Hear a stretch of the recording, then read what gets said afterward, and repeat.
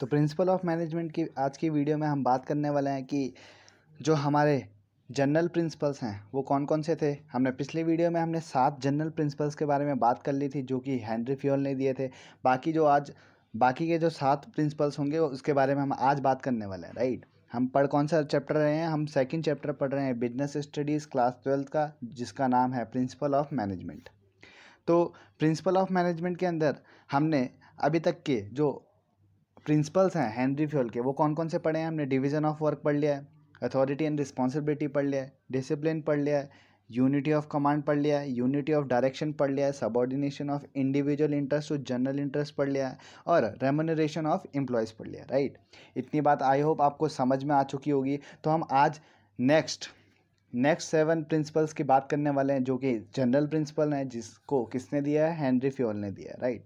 तो हम वीडियो में आगे बढ़ने से पहले जिसने भी अभी तक चैनल को सब्सक्राइब नहीं किया है सब्सक्राइब कर देना, ठीक है ना। और हम जो अकाउंट्स, इकोनॉमिक्स और बिजनेस स्टडीज़ के रिगार्डिंग वीडियोस लाते हैं, और फिलहाल हमारी बिजनेस स्टडीज़ की सीरीज़ चल रही है जिसमें हम अभी कौन सा चैप्टर पढ़ रहे हैं? सेकेंड चैप्टर पढ़ रहे हैं, राइट। तो हम बात कर लेते हैं आज 8th प्रिंसिपल की। हेनरी फ्योल जिसने जनरल प्रिंसिपल्स दिए थे उनका हम आज 8th प्रिंसिपल पढ़ने वाला है, जिसका नाम है सेंट्रलाइजेशन एंड डिसेंट्रलाइजेशन।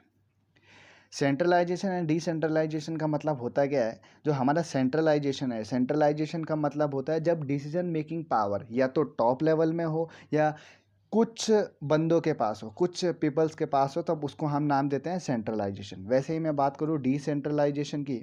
डिसेंट्रलाइजेशन का मतलब क्या होता है? डिसेंट्रलाइजेशन का मतलब होता है जब हमारी जो डिसीजन मेकिंग की पावर है वो क्या हो, डिफरेंट लेवल में क्या हो, डिस्ट्रीब्यूट हुई हो, राइट। जब डिफरेंट लेवल में डिस्ट्रीब्यूट हुई होगी हमारी डिसीजन मेकिंग की पावर तो उसको हम नाम देते हैं डिसेंट्रलाइजेशन। और जब टॉप लेवल या फिर कुछ बंदों के पास क्या होगी, डिसीजन मेकिंग की पावर होगी, तो उसको हम नाम देते हैं सेंट्रलाइजेशन, राइट। तो यहाँ पे जो हेनरी फ्योल है वो कहते हैं कि जो सेंट्रलाइजेशन और डिसेंट्रलाइजेशन है इन दोनों में क्या होना चाहिए? एक बैलेंस होना चाहिए एक ऑर्गेनाइजेशन के अंदर। क्लियर हो गई बात? तो उसके बाद हम 9th प्रिंसिपल की बात कर लेते हैं। 9th प्रिंसिपल हमारा है स्केलर चेन, ठीक है। ये जितने भी हेनरी फ्योल के प्रिंसिपल हैं और हम आगे जो हम पढ़ने वाले हैं FW टेलर के प्रिंसिपल, ये सब हमारे केस स्टडीज़ में ज़्यादा पूछे जाते हैं, राइट। तो मैं बात कर लेता हूँ 9th प्रिंसिपल जो कि है हमारा स्केलर चेन। तो यहाँ पे हेनरी फ्योल क्या कहते हैं कि जो हर एक ऑर्गेनाइजेशन में क्या होता है, एक चेन होती है। किस चीज़ की चेन होती है? जहाँ लोग क्या कर सकते हैं, एक दूसरे से सुपीरियर और सबॉर्डिनेट क्या कर सकते हैं, कम्युनिकेट कर सकते हैं, ठीक है। एक चेन होती है अथॉरिटी की, राइट। उसी को हम क्या नाम देते हैं? उसको हम स्केलर चेन नाम देते हैं। तो होता क्या है, उस चेन में हम क्या कर सकते हैं, उस चेन में हम किसी को ऑर्डर दे सकते हैं, रिक्वेस्ट कर सकते हैं और एक्सप्लेनेशन कर सकते हैं, राइट। किसी से हमें बात करनी होगी तो हमें उस चेन से ही क्या, उस चेन के थ्रू ही क्या करनी पड़ेगी, अपनी बात करनी पड़ेगी। किसी को हमें ऑर्डर देना है तो हमें उसी चेन के थ्रू क्या करना पड़ेगा, ऑर्डर देना पड़ेगा। तो अभी हम थोड़ा और अच्छे से समझते हैं। यहाँ पे ये डायग्राम दे रखा है, ये हमारा क्या है, स्केलर चेन है। देखो यहाँ पे जो डी है वो बी के साथ क्या कर सकता है, बात कर सकता है, और बी डी के साथ बात कर सकता है। वैसे ही मैं बात करूँ जो ये डी है, डी को जो ए से बात करनी होगी, तो वो पहले क्या करेगा, बी से बात करेगा, फिर बी ए से बोलेगा, देन डी और ए की क्या होगी, बात होगी। क्या क्लियर हो रही है बात? इतनी बात क्लियर हो रही है? ये सब क्या है, ये सब हमारा क्या है, स्केलर चेन है। तो होता क्या है कि यहाँ पे जो ये ऊपर डायग्राम बना है, ठीक है। यहाँ पे क्या होता है कि मतलब जो माना कि मैंने बोला कि डी को किससे बात करनी है, ई से बात करनी है, तो वो कैसे कैसे करेगा वो बात? पहले वो बी से करेगा बात, देन वो क्या करेगा, ए से बात करेगा, देन सी से बात करेगा, देन ई से बात करेगा, तब जाके डी और ई की क्या होगी, बात होगी, राइट। यही लिखा है यहाँ पे, ठीक है। तो कभी कभी क्या होता है, इमरजेंसी के टाइम पे होता क्या चीज़ है कि कभी कभी क्या होता है कि जो हमारा डी है उसको क्या करना होता है, उसके पास इतना टाइम नहीं होता कि वो इस चेन से गुजर के जाए। तो उसको क्या करना पड़ता है, उसको इमरजेंसी में यहीं से बात करनी पड़ती है। उसको क्या करना पड़ता है, जो वो चेन है, ठीक है ना, जो वो फ्लो है, उसको क्या करना पड़ता है, उसको वायलेट करना पड़ता है। तो उस चीज़ को क्या नाम दिया जाता है, उस चीज़ को क्या नाम दिया जाता है, उस चीज़ को नाम दिया जाता है गैंग प्लैंक। गैंग प्लैंक एक ऐसी सिचुएशन है जहाँ पे इमरजेंसी के टाइम पे हम कोई चेन को फॉलो नहीं करते हैं, हम उस चेन को क्या करते हैं, वायलेट करते हैं, और देन हम क्या करते हैं, किसी से भी कम्युनिकेट करते हैं। तो उस सिचुएशन को हम नाम देते हैं गैंग प्लैंक। क्या बात क्लियर हो गई? उसके बाद मैं बात कर देता हूँ नेक्स्ट प्रिंसिपल की। हमारा नेक्स्ट प्रिंसिपल जो है वो है क्या? ऑर्डर।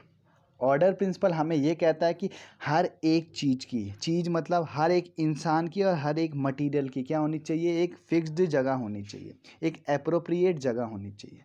क्या बात क्लियर हो रही है? हर एक इंसान, हर एक मटेरियल की क्या होनी चाहिए? एक फिक्स, एक एप्रोप्रिएट जगह होनी चाहिए। उसके बाद कहते हैं हमारे फ्यूल कि जो हमारे मटेरियल हैं उनकी एक फ़िक्स जगह होनी चाहिए, ताकि जितना भी टाइम है, जितना भी हमारा टाइम है वो बच पाए, राइट? हमारा वेस्टेज ऑफ टाइम ना हो किस चीज़ को ढूंढने में, मटेरियल को ढूंढने में। उसकी क्या होनी चाहिए? एक फ़िक्स जगह, एक एप्रोप्रिएट जगह होनी चाहिए। वैसे मैं बात करूं, हर एक पर्सन की क्या होनी चाहिए? एप्रोप्रिएट जगह होनी चाहिए। ऐसा नहीं कि हम उस पर्सन को कहाँ ढूंढ रहे हैं, पूरी ऑर्गेनाइजेशन के अंदर ढूंढ रहे हैं। उसका एक अपना कैबिन होना चाहिए, ठीक है ना? एक फिक्स्ड कैबिन होना चाहिए, एक एप्रोप्रिएट कैबिन होना चाहिए, जहाँ क्या हमें वो इंसान मिल सके, ठीक है? ऐसा नहीं कि हम पूरे ऑर्गेनाइजेशन में घूम रहे हो तो हमारा वेस्टेज ऑफ टाइम हो रहा है। क्या बात क्लियर हो गई? ऑर्डर प्रिंसिपल आपको समझ में आ चुका है। तो उसके बाद मैं बात कर लेता हूँ नेक्स्ट प्रिंसिपल की, जो हमारा 11th प्रिंसिपल है। वो कौन सा है? Equity, right? इक्विटी प्रिंसिपल हमें ये कहता है कि जितने भी एम्प्लॉयज़ हैं, जितने भी एम्प्लॉयज़ हैं, उनको क्या मिलना चाहिए? इक्वल ट्रीटमेंट मिलना चाहिए। उनको क्या मिलनी चाहिए? इक्वल अपॉर्चुनिटी मिलनी चाहिए, ठीक है? उनको क्या मिलना चाहिए? इक्वल ट्रीटमेंट मिलना चाहिए और अपॉर्चुनिटी मिलनी चाहिए, ठीक है? बजाय क्या, क्या उनको क्या चीज़ इग्नोर करके? उनका जेंडर, उनके नेशनैलिटी, उनका रिलीजन और कास्ट, ठीक है? ऐसा नहीं कि हमने बोला कि कोई लड़का है तो उसको हम ज़्यादा जॉब अपॉर्चुनिटी दे रहे हैं, ठीक है ना, उसको अच्छा ट्रीटमेंट दे रहे हैं बजाय लड़की के। ऐसा नहीं होना चाहिए। हमारे क्या होना चाहिए? इक्विटी होनी चाहिए एक ऑर्गेनाइजेशन के अंदर। उसके बाद मैं बात करूँ 12th प्रिंसिपल। हमारा 12th प्रिंसिपल क्या है? Stability of personal. Stability of personal हमें ये कहता है कि जितने भी हमारे एम्प्लॉयज़, जितने भी हमारे वर्कर, जितने भी हमारे क्या पीपल, जितने भी ऑर्गेनाइजेशन के अंदर हमारे आए हैं लोग, वो सब क्या आए हैं? एक हार्ड प्रोसीजर से आए हैं। एक हार्ड प्रोसीजर से कैसे आए हैं? जो उनका सिलेक्शन हुआ एक हार्ड तरीके से हुआ, ठीक है? वो बहुत मेहनत करके कहाँ तक आए हैं? एक ऑर्गेनाइजेशन में आए हैं। अब वो जब ऑर्गेनाइजेशन में आए हैं तो उनको क्या मिलना चाहिए? एक टाइम मिलना चाहिए, एक रीज़नेबल टाइम मिलना चाहिए, ठीक है ना? उनको एक क्या मिलना चाहिए? रीज़नेबल टाइम मिलना चाहिए। उनको अपने रिजल्ट को शो करने का क्या थोड़ा सा टाइम मिलना चाहिए। क्या बात क्लियर है? ऐसा नहीं कि कोई एम्प्लॉय आया, ठीक है ना, और उसका रिजल्ट पहले टाइम पे क्या हो गया? ख़राब हो गया, तो हमने उसको क्या करना है? उसको सिर्फ निकाल देने का। ऐसा नहीं करते हैं। क्या करना चाहिए? पहले थोड़ा सी स्टेबिलिटी लानी होती है, ठीक है? उनके अंदर थोड़ा स्टेबिलिटी लानी होती है, ताकि वो क्या हो पाए? फैमिलियर हो पाए एक ऑर्गेनाइजेशन के अंदर। तो स्टेबिलिटी ऑफ पर्सनल का मतलब ये है कि जितने भी हमारे एम्प्लॉयज़ आए हैं, जितने भी हमारे एम्प्लॉयज़ आए हैं, उनको क्या मिलना चाहिए? एक स्टेबिलिटी ऑफ टेन्योर मिलना चाहिए। मतलब उनको टाइम मिलना चाहिए उनके रिजल्ट को शो करने का। इतनी बात क्लियर हो गई। फिर हम 13th प्रिंसिपल की बात कर लेते हैं। इनिशिएटिव का मतलब होता है कि हमें स्टेप लेना चाहिए किसके साथ? सेल्फ मोटिवेशन के साथ। तो हमारे जो हेनरी फ्यूल थे, उनने कहा था कि जो मैनेजर होते हैं उनको क्या करना चाहिए? एनकरेज करना चाहिए अपने सबॉर्डिनेट को, कि वो क्या लेके आएँ? वो न्यू आइडियाज़ लेके आएँ, मेथड लेके आएँ, कुछ सजेशन दें हमारी ऑर्गेनाइजेशन के लिए। ऐसा नहीं कि वो सजेशन तो देने हैं पर वो हमारी ऑर्गेनाइजेशन के अगेंस्ट है, ऐसे सजेशन नहीं। ऐसे सजेशन जो हमारी ऑर्गेनाइजेशन को ऊपर लेकर जाएँ। ऐसे सजेशन किसको देने चाहिए? हमारे सबॉर्डिनेट को देने चाहिए। वो कब देंगे? जब हमारे सुपीरियर, जब हमारे मैनेजर क्या एनकरेज करेंगे? सबॉर्डिनेट को एनकरेज करेंगे। इतनी बात क्लियर हो गई। तो जब कोई भी एम्प्लॉय हमारे ऑर्गेनाइजेशन के लिए गुड आइडिया देता है, सजेशन देता है, या फिर कोई अच्छा मेथड बताता है हमारे ऑर्गेनाइजेशन के लिए, तो उसको हमें क्या करना चाहिए? उसको हमें अप्रिशिएट करना चाहिए। साथ ही साथ हमें उसको क्या करना चाहिए? रिवॉर्ड देने चाहिए। बात क्लियर हो गई है? तो अब हम लास्ट प्रिंसिपल की बात कर लेते हैं हेनरी फ्यूल के, जो कि क्या है? Aspirate D corps. Aspirate D corps हमारा क्या कहता है प्रिंसिपल? यहाँ पे जो मैनेजर होते हैं उसको जो हमारे मैनेजर होते हैं उन लोगों को क्या करनी चाहिए? अपने सबॉर्डिनेट के अंदर एक टीम वर्क की भावना पैदा करनी चाहिए, ठीक है?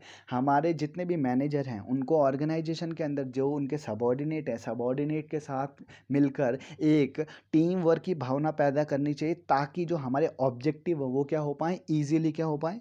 ईजिली फुलफिल हो पाए, ईजिली अचीव हो पाए, ईजिली अटेन हो पाए। क्या क्लियर हो रही है बात? ठीक है।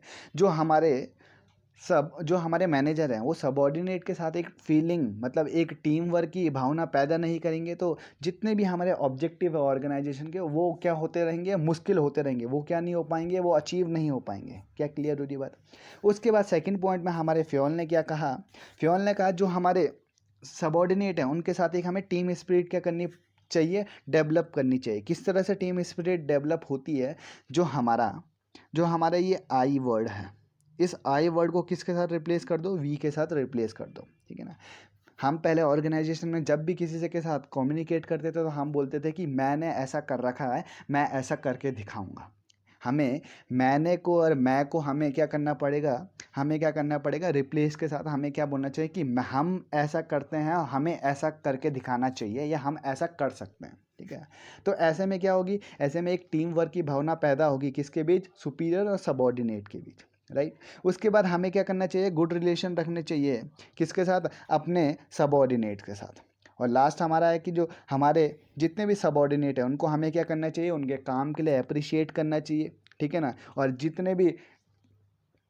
और उनकी जितनी भी पेनल्टीज़ हैं उनको क्या करना चाहिए, मिनिमाइज़ करना चाहिए। ऐसा नहीं कि हर चीज़ में हम उनके क्या लगा रहे हैं, पेनल्टीज़ लगा रहे हैं। क्या बात क्लियर हो गई है। बाकी आज की वीडियो के लिए सिर्फ इतना ही। जो आपको वीडियो में मज़ा आया, आपको कुछ भी सीखने को मिला है, तो प्लीज़ वीडियो को लाइक करो, शेयर करो, सब्सक्राइब करो, और जिस